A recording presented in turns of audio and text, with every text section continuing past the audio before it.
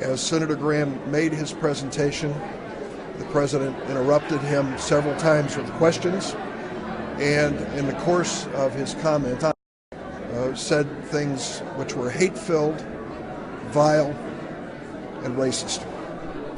I use those words advisedly. I understand how powerful they are. But I cannot believe that in the history of the White House, in that Oval Office, any president has ever spoken the words that I personally heard our president speak yesterday. You've seen the comments in the press. I have not read one of them that's inaccurate. To no surprise, the president started tweeting this morning denying that he used those words. It is not true.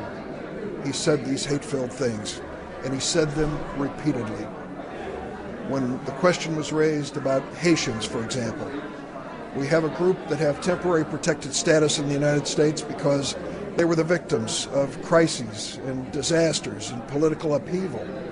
The largest group's El Salvadoran, the second is Honduran, and the third is Haitian. And when I mentioned that fact to him, he said, Haitians, do we need more Haitians? And then he went on when we started to describe the immigration from Africa that was being protected in this bipartisan measure. That's when he used these vile and vulgar comments, calling the nations they come from shitholes. The exact word used by the president, not just once, but repeatedly. That was the nature of this conversation. When it came to the issue of, quote, chain migration, I said to the president, do you realize how painful that term is to so many people? African Americans believe that they migrated to America in chains. And when you speak about chain migration, it hurts them personally. And he said, oh, that's a good line. And then when I talked to him about the impact this has on family unification in a nation that values families with the flag as the most important symbols of our future, they scoffed at this notion.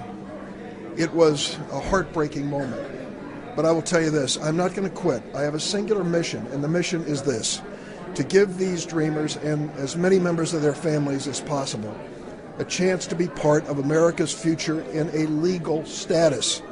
I am convinced that there's a majority in both the House and the Senate of Democrats and Republicans who support that concept.